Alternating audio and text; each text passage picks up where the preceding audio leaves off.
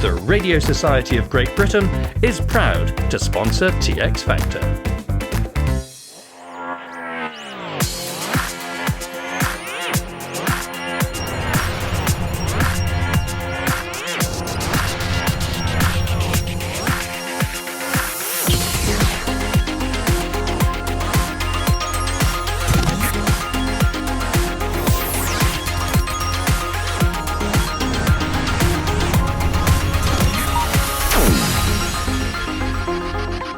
Welcome back to TX Factor and episode 27, the final show of 2020. In this episode, Mike's on the road with his OpenSpot, Bob's at home with Don Field, and we hear what the RSGB has been up to in this year of COVID lockdown. And our free-to-enter draw is back with 3 chances to win Don Field's latest book on the magic bands.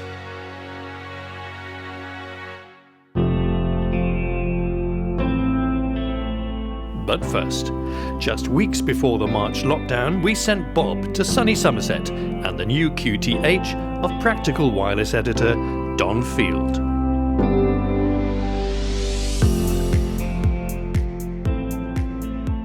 Last time we met up, Don, for TX Factor, you were living where? Just north of Reading, near Henley-on-Thames. And where are we now? We're now near Wells in Somerset. So that's quite a big move, and I think for a lot of people watching the show, they'd be interested to know how an active amateur like you, because when we walked around your garden last time, you had a big tower there, you had a lot of antennas, you're a keen contester, all the things that you do. Wasn't that a big deal with all of that to pack up? How did you feel about that? I have to tell you, Bob, that taking the tower down was very painful indeed.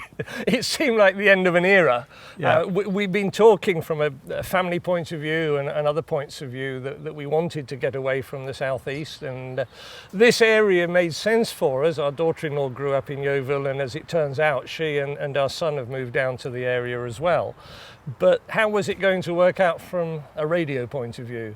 And actually it's worked out very well. And that's a big step into the unknown, yes, isn't it? That's right. So you knew before you came then that the tower wasn't going to be an option here? Yes, I knew the tower wasn't going to be an option for a number of reasons. But from a contest point of view, I tend to guest operate at other stations these days anyway, if I want to do it seriously. I mean, I can do contests from here, and I've actually already had quite some success as it turns out, but I wasn't expecting that. From a DX point of view, I was over 3,000 on the DXCC challenge. That is to say, if you add up all my countries on all the bands between 160 and 6, I had over 3,000 in total, and there isn't much left to work then. So what I'm more interested in doing now is, from a DXing point of view, going off to be at the sharp end. And your PW readers or your viewers will know that I've done lots of trips over the years, and I want to be able to have the time and to be able to afford to do more of those before I get too old for it. A step into the unknown then, coming here. But when you got here, one thing you discovered was that you could actually do quite a lot with your simpler antennas. And I know you've talked about this in Practical Wireless. Yes. But it's great to be here and see the antennas and find out what you have done. So you did decide that you needed to get on air straight away. You weren't going to wait. Well, I waited a month or two because we had things to do to the house to start with. But then I was getting itchy feet. There was, for example, the Tokelau Island expedition, last October I think it was, and I wanted to get on and work them on 80 metres, which I did. And I thought, I'm doing quite well from here. The noise level is lower than I expected, certainly a lot lower than where we used to live near Reading. And people were hearing me, and the vertical antenna was working, even though I hadn't quick wind back for that, because most people would have gone, I would like to work that Tokelau expedition, but here I am, I've just moved, and I haven't got all the antennas and everything.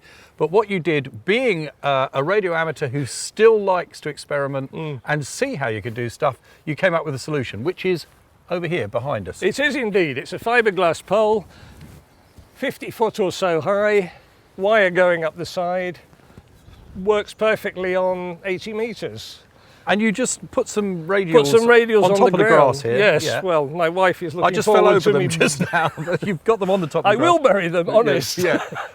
Just haven't had time yet. So were you expecting that to work as well as it did? I was not, and I think it's something to do with the ground here, that it's very peaty in this area, and we're right in the middle of the Somerset levels. The ground drops on both sides of us.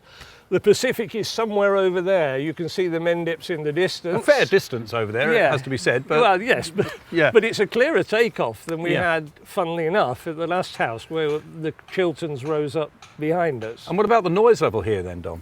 It's been lower than I'd expected. We have got overhead power lines, we have got overhead telephone, but I've got quite a long garden. The house is right on the road and the garden is all behind it. And where you saw the vertical antenna, it's right at the bottom of the garden, so it's well away from any noise sources as far as I can see. And So the lesson from this then is give it a go. Absolutely, yes. And I'm also, funnily enough, I'm working up a series of articles for PW now about how you can get on easily with vertical poles like this. I can put that up in the space of 10 minutes, drop it in 5 minutes, which with the strong winds we've had recently has been quite helpful. Nobody's going to complain too much about, in fact, as it happens, the local people have been very welcoming and they're more interested than anything else about what I'm doing. So that's the first positive that's come out of the move for you. You've created a new antenna, found out it works great, and got a series of articles for Practical Wireless. So that's what's a not to win-win. like? That's a Yes. win-win. Yes. So what about going forward though? What will you do in terms of permanent antennae here? I don't think I will have any permanent antennas. What I will do is put up, as I did last week with the South Orkney expedition, I needed that only on 17 metres. A mistake on my part when the last operation was on. I missed the fact that I hadn't worked it on 17. So I put up a very simple elevated quarter wave vertical specifically to work that. I worked them on the second day on 17 metres, job done. That is brilliant. So in other words, the antennas will go up to suit the occasion. Suit the occasion. So for another example, just quickly, the ARRL CW contest a couple of weeks ago, where you only work North America, I put up a pair of quarter wave verticals, phased them, beaming towards North America, made over 500 contacts on 40. Not a winning score, but very satisfying. That's got to be another of your articles for PW. Oh, then. very probably, yes. Well, you've got an absolutely stunning location here. It's a great place to be outside building antennas, and you've got a bit of room for them as well, which is fantastic. Yeah. But not being funny, the wind blows a bit across the It Mendips, certainly doesn't does, it? yes. It's getting a bit nippy out here, so can we pop inside, have a look at your radio setup now, and also Yeah. talk about Practical Wireless, because you've been there for 6 years now. 6.5 years. I thought you might want to talk about that. Let's do that, Bob.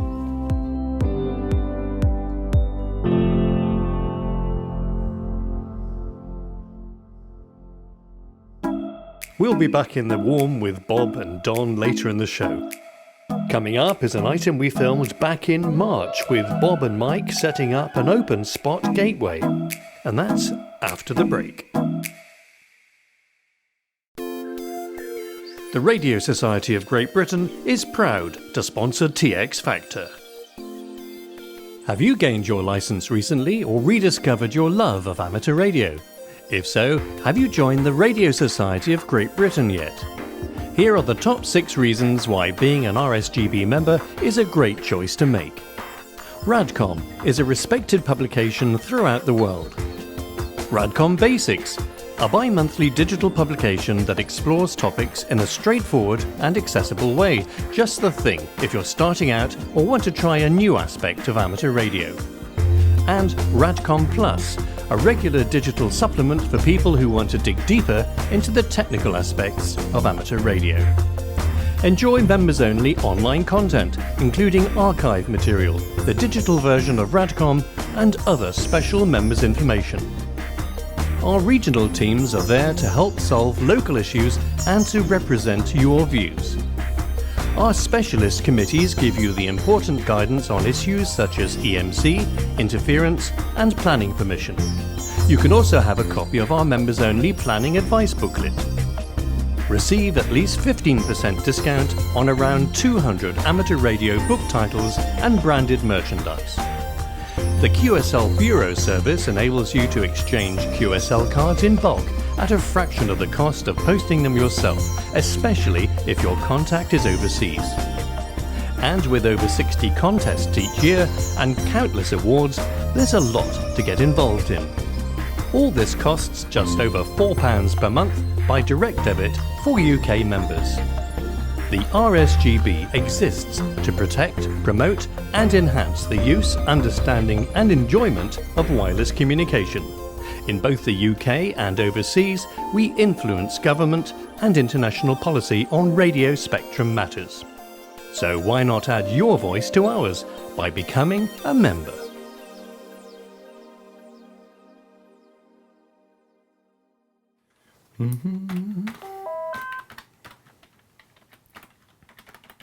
Bob, Yeah. I just booted up my DMR handy. Where did you say your local DMR repeater is? What, the one that will give you the strongest signal? Yeah, the nearest one. Strongest signal. Yeah. No. I want to use my radio. Like Yeah. a repeater. That's it. I wanna That's go going to be. That's going to be our nearest. Do you want to do a bit of DMR? Yeah.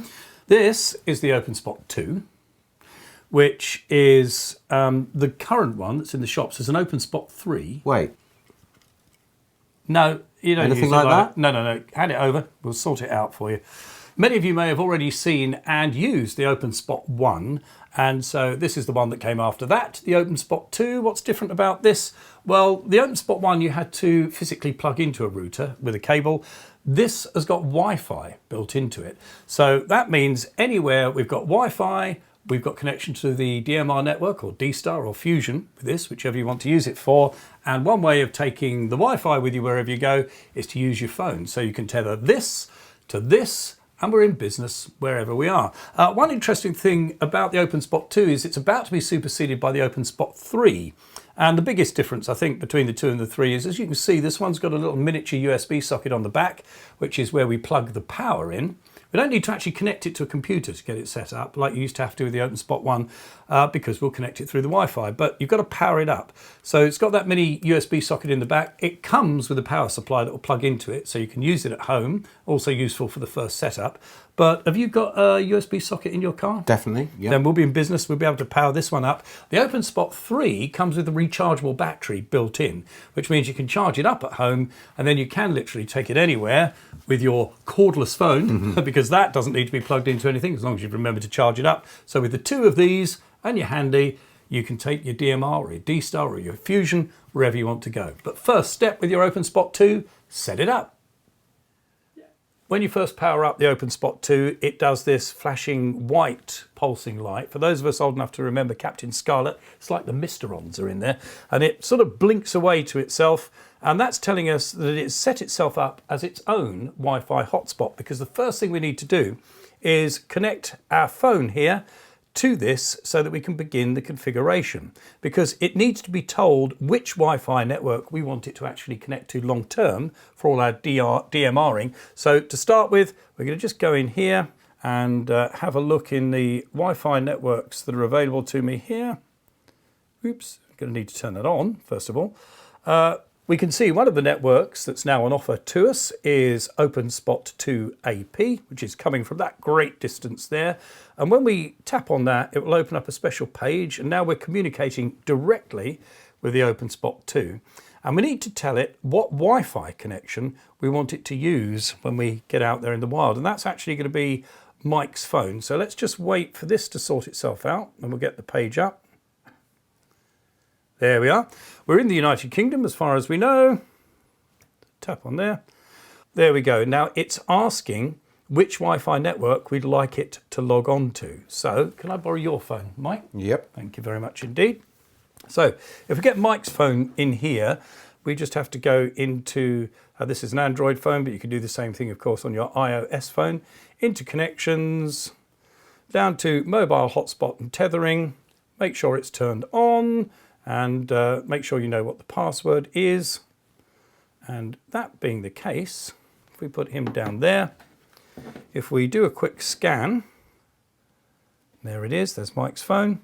The OpenSpot is now seeing it, so we'll tell the OpenSpot to connect to it. It wants to know what the password is. Avert your gaze, everybody, because we don't Top want you secret all hacking into bit. Mike's phone next time you're stood next to him in the queue to buy a pasty. There we go. OpenSpot 2 is now connecting to the selected Wi-Fi network. Okay, so that's connected now. And what will happen next is the OpenSpot will turn itself off as its own little Wi-Fi, and it will now connect to the Wi-Fi we've told it to connect to. And there we go, it's changed colour. So it's showing a different flashing colour on the top, which tells us we're ready to go. And what we're going to do here is on Mike's phone, we've called up the OpenSpot 2 manual through their website. And if I scroll down, it gives me a link to tap here. There we go. And that now connects us through the Wi-Fi network, which is actually Mike's phone, but it connects us through the Wi-Fi network. And it could be that you've connected it to your Wi-Fi network at home instead, if you're going to use it at home. But now we can talk to it directly through the phone because we're on the same network. There we go. We've entered the password and we're now into the setup menu for the OpenSpot 2. So that's where we've got to decide things like what frequency we want it to use and what kind of mode we want it to use. So we've got a menu here. Last time I used it, I was using this on D-Star. So we're going to change it to DMR. There we go. Homebrew MMDVM is what we're using. We just need to check that the frequency is right because Mike told me what frequency he's got his DMR handheld set up for and his code plug for his hotspot that he uses at home. It's actually a DMR simplex channel. Is it? Yeah. Oh, right. Yeah, I think you were using that for a hotspot that you've got at home. So that's connected. We're now connected to the DMR network, and we know it's connected to the server because we've got this lovely constant green flashing light, which tells us that all is well. That's going to be handy later on because when we take this out in the car, we're hoping that it will have remembered Mike's Wi-Fi details and will happily log into the Wi-Fi from his mobile in the car. And we'll know it has because we'll have that green light, which tells us everything is connected and happy. So the big Moment test of now, Mike. truth. Okay, let's fire it up again. Yeah, turn that up. There you go. Let's just see if we are connected. Let's go to UK calling. Give it a blast. It's flashing on and off green, which says it's receiving. Connect to. There you go. 440. Thank you. There we are. The robot says we're good to Herman go. Munster. So now we've got to try it in the car. All right, so I'm going to go out in my car, use a handy in the open spot out there. How are you going to talk to me, though? Well, I've got my handy here, and Right. I've got an OpenSpot 1 here, which is connected into an external antenna, and I've got an NOV for it. The call sign is MB6IHE. Nice. So you can drive off up the road somewhere and go mobile with Yep. your OpenSpot 2 and give us a call, and I'll be able to access the network from the garden where I'm going On to your sit in the OpenSpot. sunshine. Nice. Perfect. All right, see you on the air. All right, so I've driven a little ways from Bob because I want to check out how our comms works RF style using the OpenSpot 2. First of all, I need to plug it up to my car power supply. So into the USB socket in the vanity portion of the vehicle here. And hopefully, wow, it's talking to me already. Hopefully we'll see some pretty colours on the front of the OpenSpot. OpenSpot connected to MMDVM server. Wow, so that's quite a result already. It is for me anyway, to connect something like that and it talk back straight away. Goodness me, there's a lively channel already. My DMR handy is actually just set to one of the DMR talk group channels, which I was hoping was going to be clear and I could put a test call out to Bob. So I might just do that now actually, see whether he's there. G0FGX, Golf 0 Foxtrot Golf X-Ray. This is G1IR Mobile, testing the OpenSpot 2 and hoping it's going to be there and work. Are you there, Bob? G1IR Mobile listening. Fingers crossed now. Connect to reflector. 4403. You kind of always get that. Now cue Bob. Oh, G1IAR Mobile, this is Golf 0 Foxtrot Golf X-Ray, sat in what's left of the sunshine in the garden, and you're coming through the absolutely beautifully at the moment. So problems at all via your OpenSpot 2. Tethered to your phone, you can have DMR wherever you go, or if you fancy for a change, you could use your Fusion, because I know you have both options as well. The great thing about the OpenSpot 2 is that it does it all. It does Fusion, does DMR, does D-Star. So great to have that contact with you, and hopefully you're still copying me okay.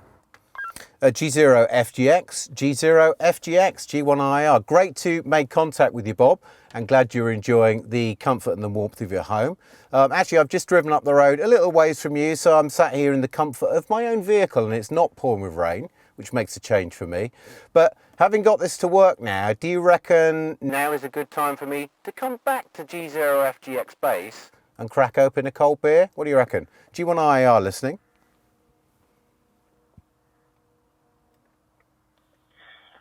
I'm afraid I'm a step ahead of you there, Mike.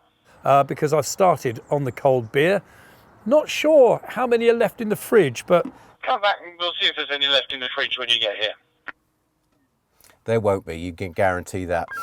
You didn't hear that bit, did you? Good. All right, Bob, I'm going to make my way back to you, happy in the knowledge that this has all worked via my 5-volt USB, my mobile phone in the car, and my DMR handset. That is mission accomplished.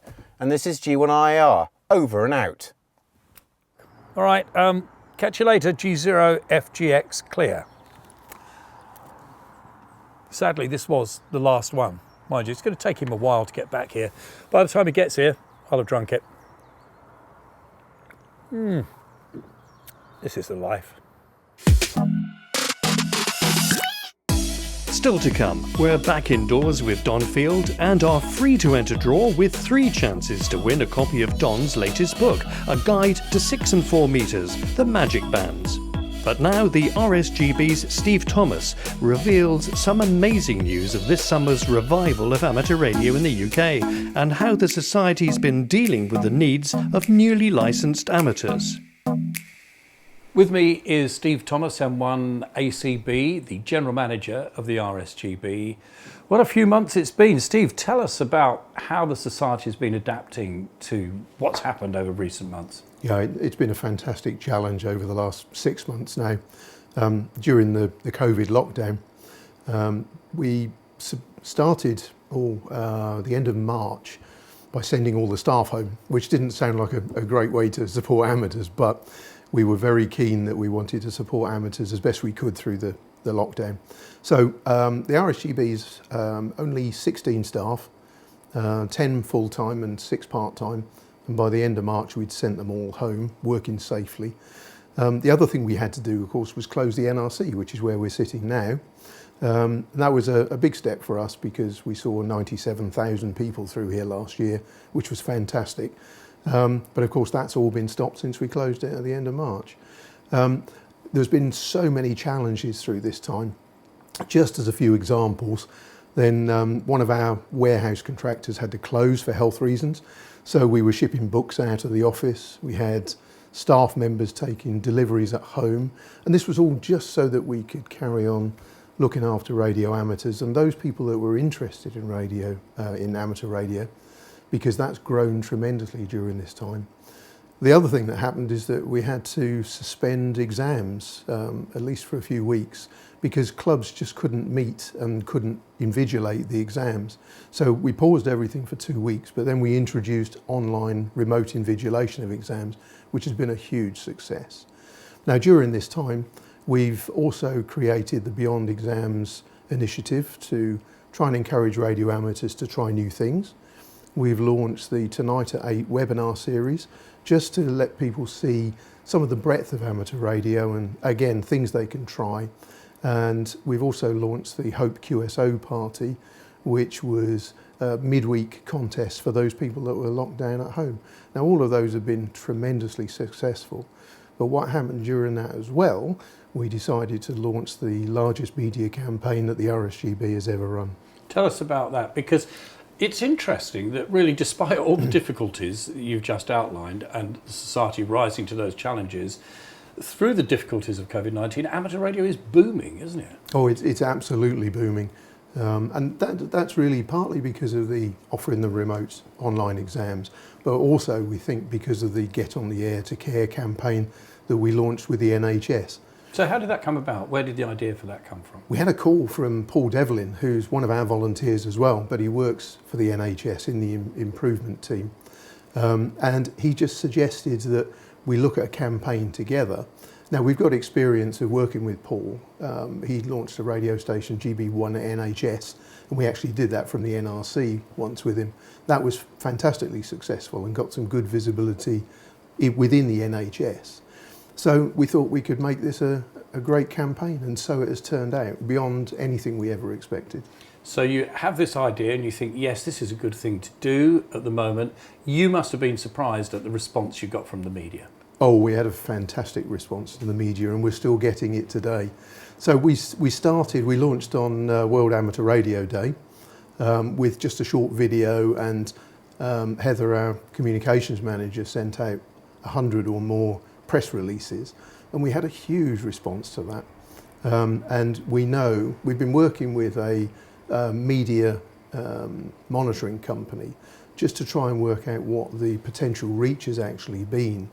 And we're very confident to say that the potential reach of people that have seen things on the website, on TV, on radio, in print, in newspapers, we're very confident that potential reach is now about 30 million people. So there were a lot of people in lockdown looking for something to occupy their time, and then you had the remote invigilation of exams available. How important was that, do you think, in all of these new numbers of people that have joined the ranks of radio amateurs? I think the combination was tremendously important because there were people at home perhaps looking to try something new, and we wanted to make them aware of amateur radio as a possible thing they might want to try. Some people, of course, were aware of amateur radio and just wanted to give it a go, and maybe they had enough time to do it. So that combination, I think, worked really well. And what was it that made people, though, in this period go, that's what I want to be? I want to be a radio amateur. So what are some of the stories behind that? Oh, we've seen some tremendous stories from people, and those stories, perhaps they're youngsters coming in, or they're people that are coming back to amateur radio after 30 years or so. We've seen a great influx of people coming back to amateur radio as well. So we love to see new people coming in, but we really do love to see people coming back to it as well. And they've been joining the RSGB as well, which has been fantastic for us. Been a win-win then, so you've had people returning to amateur radio, and we've got a lot of new amateurs. But how do we keep that impetus? How do we keep their interest? How do we keep developing them? Well, some of the things that we've done already, like I mentioned, the Beyond Exams scheme, really should help to take people to the next step, perhaps to the intermediate level. And we have actually seen a tremendous number of people that have come in through for the foundation licence. And just to put a scale on that, in the 6 months, the first 6 months, we saw 1,800 new people come in, take the foundation licence. So that's really fantastic.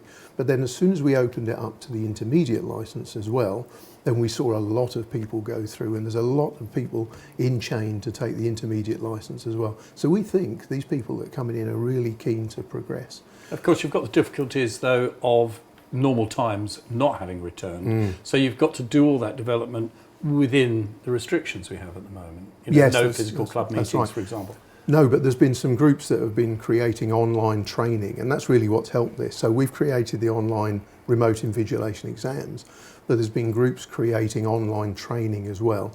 And the support that these people have got from those groups and from individuals who want to see new people coming into amateur radio is tremendous. And I think that's one of absolutely the key things for the future, is for all of us as radio amateurs to welcome those people in and help them move forward in amateur radio, or help them enjoy what we've been enjoying for many years. There's a lot that clubs have been doing as well, isn't there, Steve, to keep their members interested and active and recruit new members at a time when they can't have physical club meetings. Yes, they have. They've been running online nets and things like that, perhaps like they always have done, but I think they've run more because they haven't had the physical meetings. Some of them have also been running online Zoom meetings, for instance, or running their own webinars and having some great speakers come to the club. We've been helping them with some advertising if they wanted, But some of those clubs have told us that their membership has grown because of that. They've been running interesting talks, perhaps with speakers from the States or something like that, that they wouldn't normally be able to do. And they've said that their own club membership has grown greatly because of it. People are joining. And stimulating activity. In my area, I've heard 2 metre nets where there have been no 2 metre nets for a long time, where the club has organised that, and suddenly people are on the air and talking to each other. They are. I've tuned through 2 metres myself, and it's back to how it was some time ago, some years ago, when it was difficult to find a spare channel sometimes, which is fantastic. So there's a lot of things came together. There was the PR that you did through the RSGB and getting that message out there about amateur radio. And the great things that clubs have been doing, individual amateurs have been doing, but it's not finished, is it? It's still ongoing. No, it's definitely still ongoing. Only a couple of weeks ago now, we had an article in the I newspaper, and they had an article inside, but they had a leader on the front cover as well, which was fantastic. So we were on the front page of the I newspaper, and we know there that the web version had at least 1.5 million unique views. So it's still very current. And some of the stories we're seeing now are fueling the interest or helping with that interest back to perhaps the BBC that are still contacting us only a couple of days ago. So it's the activity is fueling the media interest as well now. So it's very much ongoing. It's great. So you're confident we can keep that momentum going? Well, I really hope so, but I absolutely want all radio amateurs to join in that. It's not just something we can do centrally. We're doing some things, we're doing a whole load of things to try and keep people's interest, but I think they need that welcome from amateur radio. I think that's a very important point, because as new people get on the air, they aren't as experienced, they do need the help, and they haven't necessarily been able to have that help face to face in a club. So it really is important they are nurtured on air. And when you hear people on air who don't perhaps quite know what they should be doing, we shouldn't be moaning at them, we should be helping them to do it right. We need to help them because we need radio amateurs to help radio amateurs to keep amateur radio alive and to make it grow. That's the big thing that we've done recently that we haven't been able to do for quite some time. This is growth, and this is fantastic. So it's up to all of us who want to preserve our great hobby to make sure we make these people as welcome as possible. I think so, yeah. Some really encouraging news there from Steve Thomas, General Manager of the RSGB, talking with Bob back in mid-September 2020. Now our free-to-enter draw returns with 3 chances to win a copy of Don Field's recent book, The Magic Bands, featuring 4 and 6 metres. If you'd like to win a copy, see our website for terms and conditions. It's free to enter, and the first 3 entries pulled from the TX Factor Shack Hat will get one, courtesy of our sponsor, the RSGB. Good luck.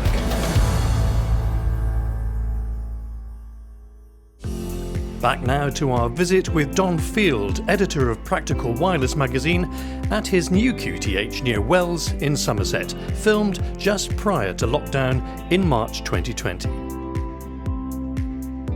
So here we are in the new shack, Don. Yes.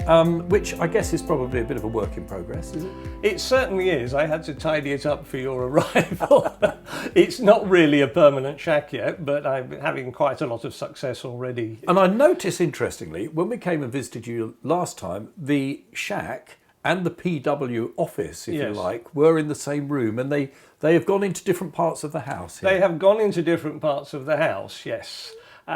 For practical reasons as much as anything. The office is on the side of the house opposite where all the antennas are, so it wasn't that straightforward to run the cables. But in any case, I've acquired this room, which is my man cave. Yeah, which is a fabulous room. Which is a fabulous room. It's not just a radio shack. I've got my TV, I've got somewhere I can come with friends and hide away from the ladies of the house. And yes, I won't go too far into that because we could get ourselves in trouble. But Yes, indeed. I think that for me, I work from home as well, and my shack is in my office, and I sometimes find myself talking on the radio when I'm supposed to be working. Yes. So it's probably a good thing from that point of view. It's a temptation, yes. But tell us about Practical Wireless, because when we spoke to you last time, you'd been in post for about 1.5 years, I think. Now it's 6 years I know. that you've Where's been the there. time gone? So what has changed in that time in the hobby, do you think? Oh dear. I think there are some very obvious things that have changed in terms of the operating, the emergence of FT8 and FT4, which seem to have taken over the bands on a day-to-day basis at the moment. Not when there's a CW or SSB contest on, but at other times. And that's been a very significant change. Technology has changed as well. We've seen the emergence of some really nice radios in recent years based around SDR. So you've got the 7610, the 9700 from ICOM, the FTDX101 from Yaesu, the TS890 from Kenwood. They've all been really interesting pieces of equipment. And I guess last time we spoke, SDR was still very much computer SDRs, wasn't it? And people were getting very interested in that. But the sort of genius decision to put the SDRs in a box where amateurs go, oh, right, I understand this now, because it's a radio in a box, taking advantage of that, and with all the portability advantages you have. That's really been a big innovation. Yes, SDR with knobs on, as my friend John Ninford calls it, because a lot of people were put off when you just had something like the early Flex radios, which you needed a computer. Interestingly, even Flex themselves now do versions of their radios with knobs on. Yeah, so you've got both angles covered. And you mentioned FT8, so that's a useful starting point in chatting about the hobby, because people have said, oh, there's too much FT8 and it's stopping the other activity going on. But it is a very useful indication of propagation, and you use it on HF a lot, I know. Well, I used it when it first came along, because I felt if I was talking about it in practical wireless, I ought to have some hands-on experience. And in fact, you referred to my old shack where I had a desk there and a shack there. I would start the FT8 going, get on with PW, and then go back to see what I'd worked. Yeah, which is interesting. It does give you an idea, and it's phenomenal what it does do. And I think from a technological point of view, it's a very interesting development. Actually, from an operating point of view, it can be interesting as well.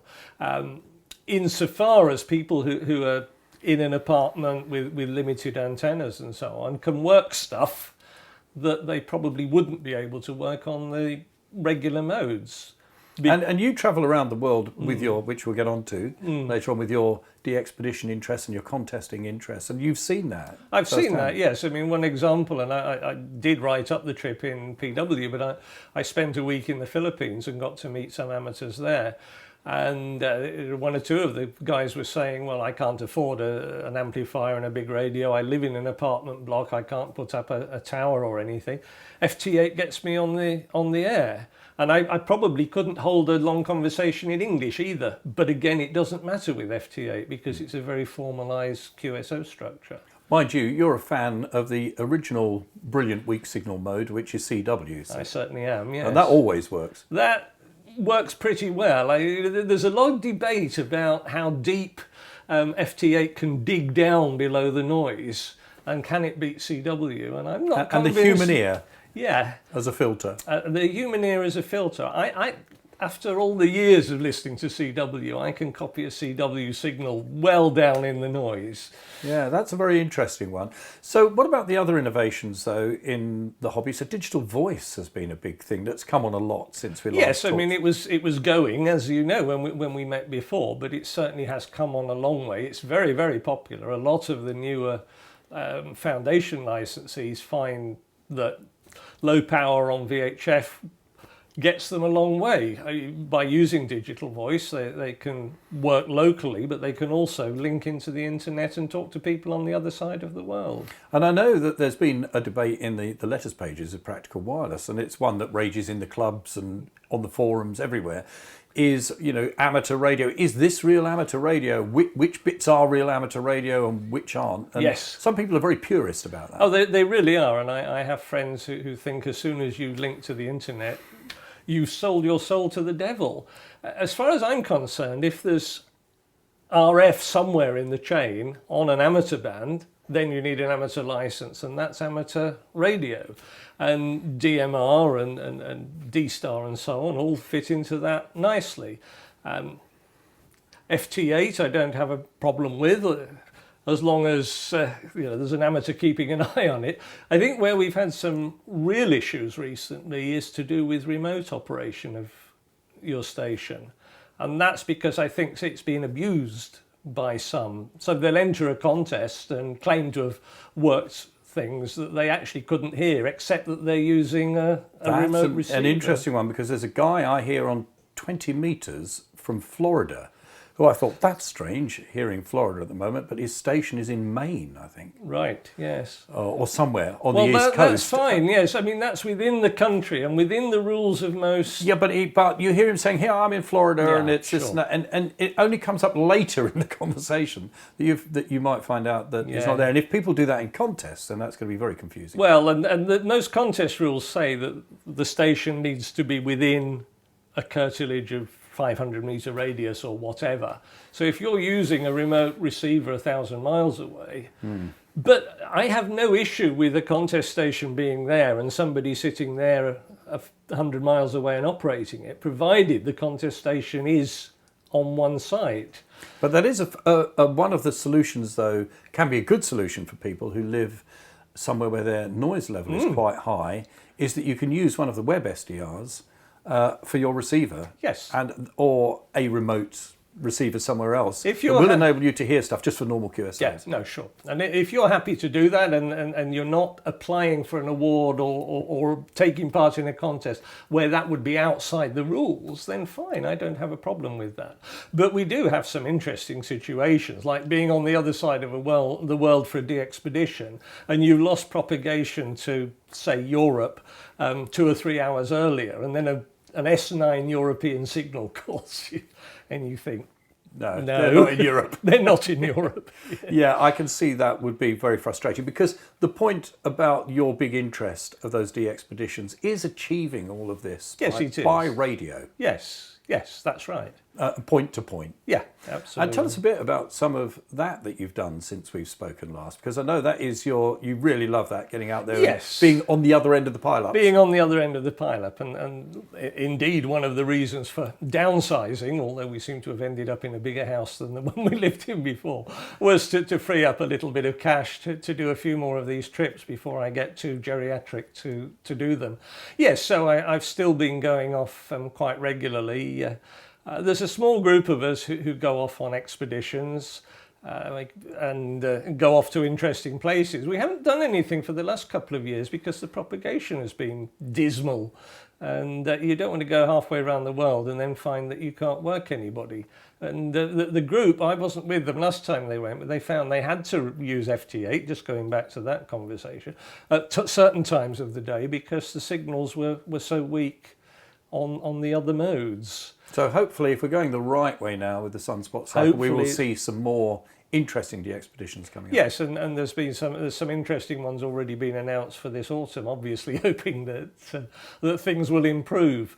But it hasn't stopped me going off each year for contest trips for the big November Morse contest, because there's always enough activity from big stations that you'll work stuff. I was in the Gambia last November, in Oman the November before that, in Thailand the November before that, in Greece the November before that. I love it.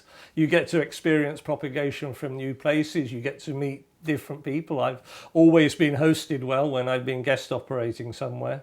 It's just fun. Now, you mentioned Oman, so we can leap over to the Arabian Gulf. Yes. And a little bit up to Doha, and that satellite those guys put up there from Oh, Qatar. yes. Now, that's proving a big interest for people in terms of encouraging them to put together stations to make Yes. this work. No, that's another good example, and I'm glad you mentioned that. Our first geostationary satellite. I mean, who would have thought it, to putting up a geostationary satellite? An expensive business, but amateurs, as always, have managed to find a way to piggyback on something else. And yes, it's covering about half the world, isn't it? Reliable DX communication 24/7. And as you say, it's an interesting challenge to people to do the integration, to use old satellite TV gear, dishes and LNBs and so on and make it work. And cobbling bits and bobs that you can buy on eBay to make a station work. Absolutely. So that's all grist to your article mill, I should think. Funnily enough, yes, we have an article in the issue that's about to come out on that very subject. Well, I'm glad to hear that, because I'm still pondering on quite how to put my station together for that, but something I really want to do. And that brings us on to really PW's role, as you see it, after 6 years at the helm. Are you a reflector of what's going on, or a director? Not a dipole, obviously, but a reflector or a director of what's going on? Well, I think I have gain in both directions, yes. A little bit of both, I think. There's a huge interest in the historical side of the hobby, and we actually probably get more feedback on some of our valve and vintage columns than anything else. People love the historical side, and you've had some very good articles. We've had some very interesting articles. I'm delighted at some of the articles I've received. But equally, I try to identify the new developments, and the Oscar 100 is a good example, and obviously to cover them in there and promote the use of them. I'd like to promote the use of the microwave bands more. There's been some interesting things going on there, but it is a very specialist area, and I'm just not getting the articles I would like to see at the moment. So that's a good moment to put out that appeal, because there will be people out there who could provide content for you on all kinds of subjects, who just kind of think, oh, well, somebody else will do that. I won't do that. Maybe I'm not good enough to do that. And I think you can help them on the way quite a lot towards that. Funnily enough, you just lit on something that I was going to cover in a future editorial, because, yes, there's an assumption that, Radcom, Practical Wireless have got their stable of authors. I was just looking back this morning. So far this year, I've had 33 authors write articles, and I want to look back. But 4 of those in the most recent issue, which readers will see in a couple of weeks' time, were completely new to the magazine. And if I look back, I think I've averaged at least one new author every issue. And that's one of the achievements of which I feel quite proud. And they're not all experienced authors, but we can help them to turn it into a workable article. Because if they're passionate about the particular thing they want to tell everybody about, that's what counts most of all. They have the knowledge and the passion. And what I'm paid for is to turn that into something that fits our style and appeals to readers.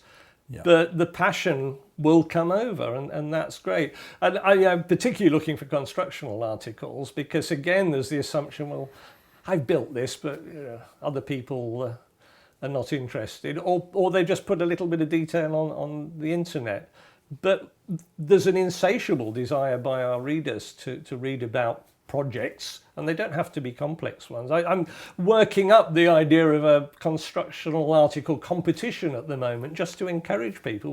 We'll try and have 1 or 2 prizes, maybe touch some of our advertisers to come up with some little prizes for it as well. And people have kind of got this idea that I can't build anything anymore because it'll all be surface mount components, etc. But there's so much more you can do. And it's not necessarily soldering something together, but putting systems together, as we were talking about with Q100. That's a good example. Well, it is a good example, but yes, I mean, I remember at a constructors' evening at the Reading Club a year or 2 back, we had somebody who'd fashioned a Morse key out on his lathe. I mean, that was the one extreme, and a true mechanical project. But at the other extreme, we had somebody who'd put a whisper receiver together. He'd bought a GPS module off the internet, he'd bought something else, it was all done from modules, and it was a software job as much as anything. So, as you say, no soldering of surface mount components. And I think one subject that can be revisited forever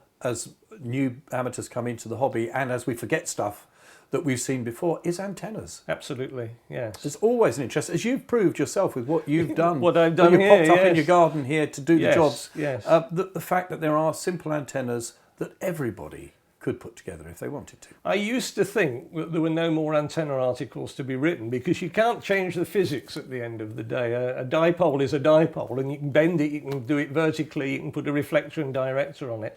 But I think, as you say, new people coming into the hobby don't realise just how flexibly you can do that. Well, in the past, PW did those famous Out of Thin Air books. Yes, indeed. And I think there was 2 of those, and I think I've got those tucked away somewhere. But there is a whole new generation of radio amateurs who haven't seen a lot of those Who designs. haven't seen that, no. And I remember we had an evening at my club a few years ago where we talked about how to cut a dipole and just check, with all the test gear you can get these days, these really nice antenna analyzers, very affordable, how you can check the resonance and everything. And one of our members went away and came back the next time. He said, I tried to make a 15-meter dipole and I really struggled with it. And all credit to the guy, he was not a technical No, but you've got to give it a go. He's got to give it a go. And that's what we need to do a bit more of. And you can listen on the bands and hear that probably one of the areas that a lot of us get most confused about, it is antennas. Yes. And what works and why they work. And how they should be put up, radials, all of these things. Yes, quite early on I had an article submitted to PW, early on in my tenure as editor, and the chap said, well, it works, and I worked around Europe with a couple of radials, and I couldn't help putting an editorial comment in saying, and if you add more radials, it would work even further. Yeah. Yes. However, you only had a couple of radials on your 80-meter antenna. Not everybody has Somerset Pete to put their antennas. That's true. In. Yes. That is true. And so the more radials to fall over, the better. Well, the other side, the thing I've always said to people is, have you got wires sitting in your shack you bought at a junk sale? And they say yes. And I say, well, it's not helping your signal there, but if you put it on the ground, it may help your signal. Very true, very true. One of the things that's happened during your tenure at the helm of PW is a change of ownership. Yes. Yes, the old owners, PW Publishing, had been looking to retire, I guess, and but they were passionate about the magazine and wanted to find the right new owner for it, and they found that in Warner's, who have a whole range of specialist hobby magazines, and PW and Radio User fitted well into that stable. And we did speak to you just after the changeover. I think we spoke to you at Hamfest in one episode of TX Factor. Right, yes. And we spoke to Rob as well. Yes. And heard a bit about the plans. And now, of course, some of those have come into fruition. So what are the changes? Yes, well, Rob being Rob McDonnell, our publisher, who was handed these magazines and told, do something with them, they're now yours. And by sheer coincidence, Rob's father is a radio amateur. So at least he had some understanding of what we were doing. So the thing is that Warner's have resources that the old PW Publishing didn't have, because they're handling over 100 titles altogether, so they have more clout with Smiths. They have a platform that they can offer a digital version of the magazine on very easily, and they've done that almost from the start. And that's going very well. And it means, for example, that we can... Once upon a time, PW sold widely around the world, and then that's dropped right off because of the cost of postage and so on. Now we're picking up readers all over the place through the electronic version, which is fantastic. So now you're going to put on your psychic radio forecaster's hat. Oh, gosh. Where do you think we are going in the direction of the hobby? Because there's a lot of issues people are talking about. The risk of losing spectrum is one thing, because the telecoms is getting very spectrum hungry. And in terms of the hobby itself, what do you think you might be talking about in PW over the next 6 years? Oh gosh, yes. I don't think we're going to see any dramatic changes on the spectrum front, although, as you say, people have their beady eyes on it, and it is a little bit worrying. One of the disadvantages of FT8, in my view, and FT4 is that they don't need a lot of spectrum, and that could be an argument for those who want to take a bite at it. Listen to one of the big contests, and our bands are nowhere near wide enough, one of the big CW or SSB contests, but during the week it doesn't sound like that. But no, I mean, I think the biggest worry, quite frankly, is just the ageing of the hobby. Again, and it's been said time and again, but nobody's found an answer to it yet. How do we get young people in? But maybe we don't. Maybe the answer is that we turn the people who are coming up to retirement age and who've taken an interest in the past, perhaps, but with family and work have not had time. Maybe we just need to get them back into the hobby, and then we can keep revitalising it that way. A lot of challenges ahead. Oh, there but are, yeah. still, for those of us who love it already, a fantastic hobby with so many facets.